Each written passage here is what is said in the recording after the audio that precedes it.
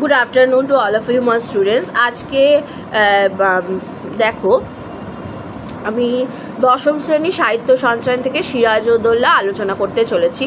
সামনেই তো school service commission, সেই জন্য সিরাজউদ্দৌলা তোমাদের একটুখানি আলোচনা করে দিই। সিরাজউদ্দৌলার যে নাটক, সেখানে দেখো সিরাজউদ্দৌলার নাটক 1938 সালে প্রকাশিত হয়েছিল এবং যেটা শচীন্দ্রনাথ সেনগুপ্ত রচনা করেছিলেন। তো আজকে কিছুটা দুটো পর্বে ভাগ করেছি, আজকে কিছুটা হবে, পরের দিনে বাকিটা হবে। দেখো, দরবার কক্ষ, সিরাজ সিংহাসনে উপবিষ্ট এবং কর্মচারীরা যথাস্থানে উপবিষ্ট। সভাসদদের মাঝে কে কে ছিলেন এটা মনে রাখবে। মীরজাফর, মোহনলাল, মীরমদন, রায়দুর্লভ একদিকে ছিল, অন্যদিকে ছিল রাজবল্লভ, জগৎ শেঠ, ওয়াটস, মসিওলা এরা দণ্ডায়মান মানে দাঁড়িয়েছিল। আর গোলাম হোসেন যে ছিল সে যথারীতি নবাবের পায়ের কাছে বসিয়া আছে। সিরাজ ডাকছে ওয়াটস। ওয়াটস বলছে ইউর এক্সেলেন্সি। সিরাজ বলছে কলকাতা জয় যখন আমরা যাত্রা করি তখন তুমি আমার সঙ্গেই ছিলে, সুতরাং কলকাতা জয়ের ইতিহাস তুমি জানো যে কলকাতা জয় করে সেই নগরের নাম আমরা আলীনগর রাখি। তাহলে কলকাতা জয়ের পর সিরাজ সেই নগরের নাম কি রেখেছিল? আলীনগর। কলকাতার আলীনগর নামকে রেখেছিল। প্রশ্ন যদি আসে উত্তর হবে সিরাজউদ্দৌলা।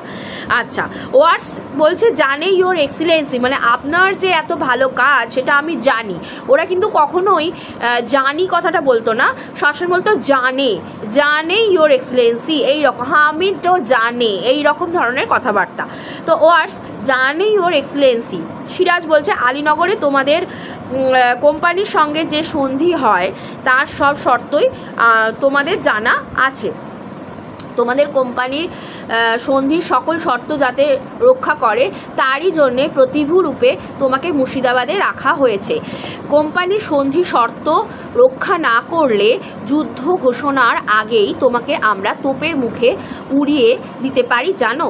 এই কথা বলছে সিরাজ বলছে ওয়াটসকে। ওয়াটস বলছে জানি ইউর এক্সেলেন্সি, আমি জানি তোমার ক্ষমতাটা কতটা সেটা আমি জানি। আচ্ছা, সিরাজ বলছে তুমি প্রস্তুত হও। এবার তুমি প্রস্তুত হও।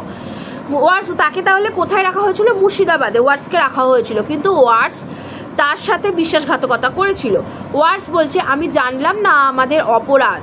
সিরাজ বলছে তোমাদের অপরাধ সভ্যতা শিষ্টাচারের সীমা অতিক্রম করেছে, স্পর্ধা তোমাদের আকাশস্পর্শী হয়ে উঠেছে।